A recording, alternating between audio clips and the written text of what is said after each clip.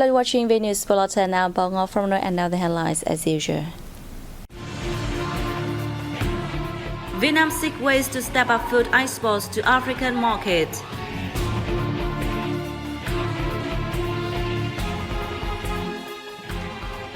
Digital transformation promoting consumption of Bắc Giang lychees.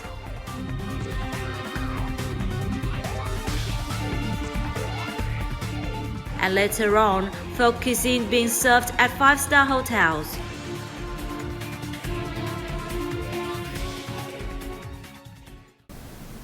Let's begin our bulletin with the most prominent events of the week from June 27 to July the 3rd.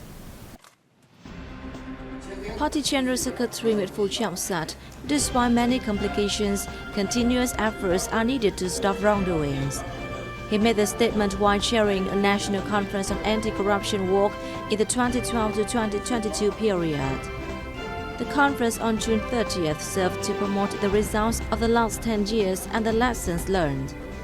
Party leader Trọng said many valuable lessons can be learned, both in theory and in practice, from the fight against corruption in the country of the past time.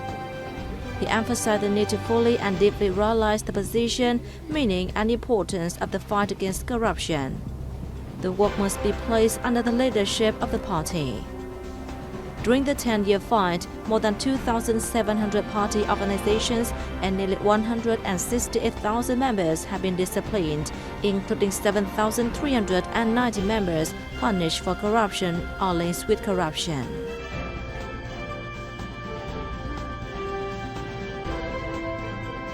Party General Secretary Nguyễn Phú Trọng held phone talks with President of the Cambodian People's Party, Samdech Thein Hun Sen, on June 27th, on the occasion of the 71st anniversary of the founding of the Cambodian People's Party and the 55th anniversary of diplomatic relations between the two countries. Party leader Trọng congratulated the Cambodian Party for leading the Cambodian people to reap great and important achievements in many fields over the past 71 years. Hun Sen, who doubles as Cambodian Prime Minister, thanked Party Chief Trọng. He also thanked Vietnam for coordinating and assisting Cambodia in successfully organizing an event in commemoration of the 45th anniversary of the historical journey by now Cambodian Prime Minister Hun Sen to overthrow Pol Pot's genocidal regime. National Assembly Chairman Vương Đình Huệ paid an official visit to Hungary from June 25th to 28th. The visit was made at the invitation of Speaker of the National Assembly of Hungary, Laszlo Kovar. The visit of Chairman Huệ took place amid good development of the Vietnam-Hungary ties after two countries elevated their relationship to comprehensive partnership during the visit in 2018 of Vietnam's Party General Secretary Nguyễn Phú Trọng. Chairman Huệ and his Hungarian counterpart Laszlo Kovar agreed that despite a long geographic distance, the two countries share many similarities in cultural tradition and common values, which is the foundation for them to deepen their multifaceted partnership. The two leaders signed an agreement on cooperation between two national assemblies in the next period, with deeper and more extensive contents that are suitable with the new context and situation.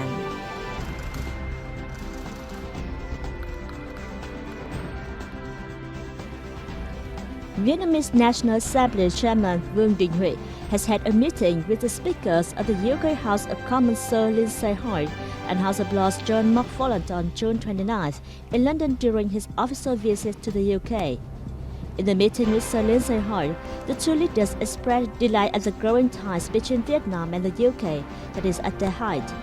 The two leaders agreed that the two countries' authorities and businesses should be more active in capitalizing on the UK-Vietnam Free Trade Agreement to promote post-pandemic recovery and to respond to challenges related to supply chains, food security, and energy security.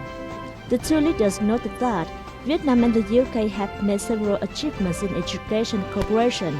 There's still ample room for further growth, and measures should be devised to advance cooperation on this important front. Later this day, we also met with the Speaker of the House of Lords John McFarlane. The top Vietnamese legislator said Vietnam welcomes the G7's decisions to include Vietnam among the first 3 countries to assist in realizing COP26 commitments, hoping that the UK would share its experience in building the roadmap and policies in this matter. The UK House of Lords Speaker highly appreciated Vietnam's participation in international commitments to environmental protection and emission reduction.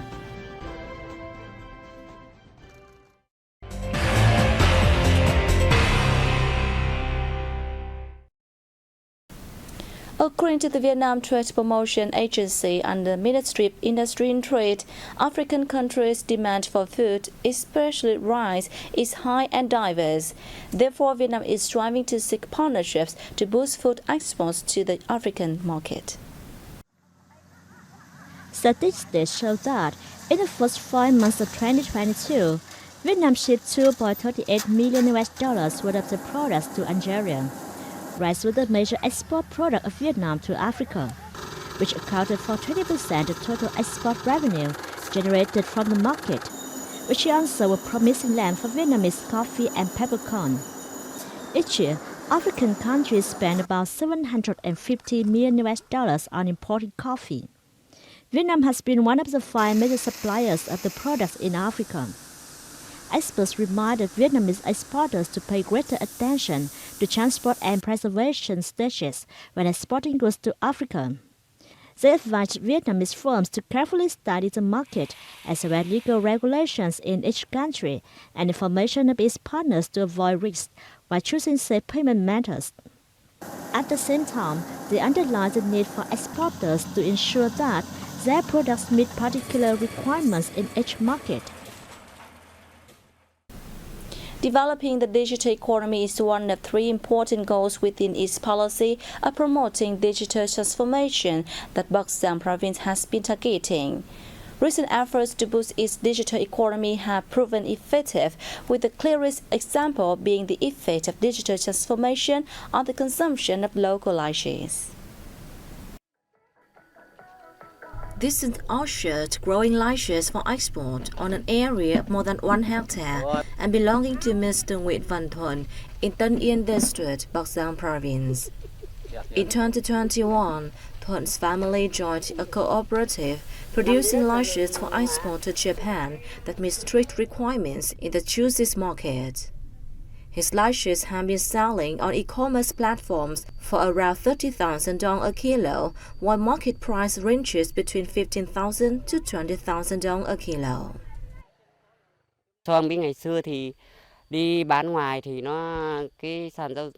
We were often undercut by buyers in the past.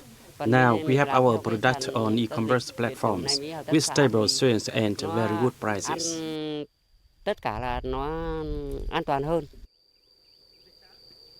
Tân Yên District had a total of more than 1,300 hectares growing licenses this year, with the harvest estimated at 16,500 tons.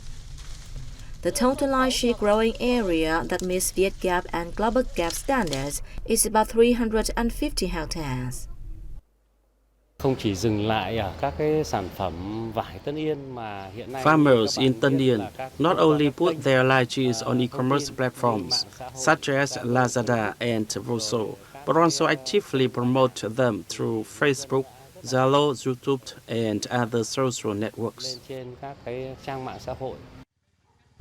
As well as the positive effects from the early consumption of lychees, Lục Ngạn District, which has the largest late lychee production area in the province, has prepared the necessary steps to promote the consumption of lychees via e-commerce. The image of Lục Ngạn lychees is also being promoted, and they're being sold on social networks such as Facebook, Zalo, and YouTube. Though new sales channels, these have had a major impact. The area of lychees grown according to Vietgap and Global Gap standards accounts for more than 80% of the total lychee area, with 27 area codes issued for exports to Japan. Sở Công Thương đã phối hợp với Cục Thương mại điện tử và Kinh tế số của Bộ Công Thương. We cooperate with the Vietnam E-commerce and Digital Economy agencies at the Ministry of Industry and Trade, and many e-commerce platforms to help cooperatives and farmers start online sales, and also give them the necessary training. Những cái kỹ năng mà kinh doanh. According to the Baksang Department of Industry and Trade, in 2021, about 8,000 tons of Baksang lychee were sold via e-commerce platforms. Significant volumes were sold at stable prices, bringing practical benefits to farmers.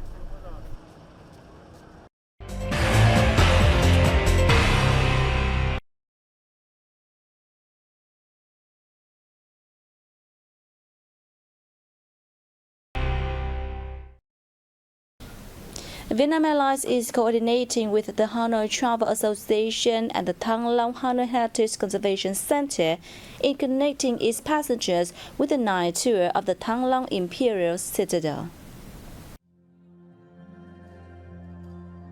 Specifically, passengers with boarding passes on Vietnam Airlines flights from other localities to Hanoi in 2022 will be offered a discount of 50,000 dong, about $2.15 per person when buying the night tour decoding Thăng Long Imperial Citadel.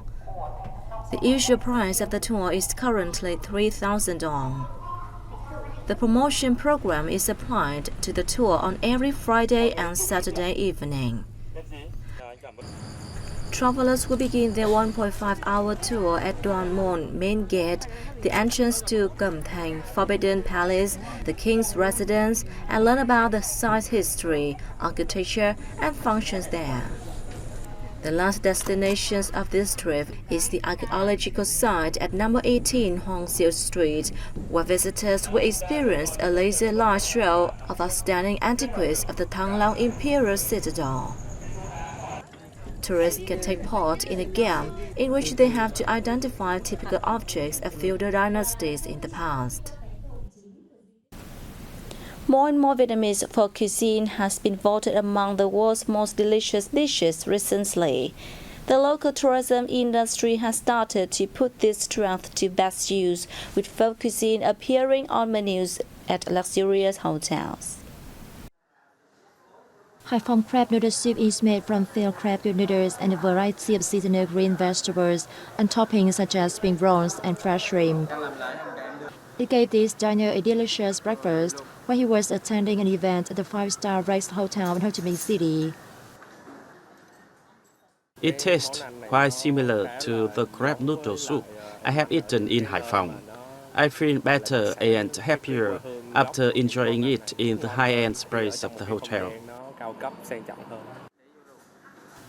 And it is bánh chạng cake from the Chinese community, prepared by chefs at the Sheraton Saigon Hotel. The cake is cooked properly, with a traditional taste, but with little changes to match the taste buds of high-end diners and foreign guests. Our diners are luxury guests, so I changed the ingredient a little. I determine the taste of our diners first, then cook the dish to their liking. Public interest in food over recent years has resulted in culinary tourism becoming a new trend in the global tourism industry. Vietnam is considered a new culinary paradise for tourists, in which folk cuisine plays an important role.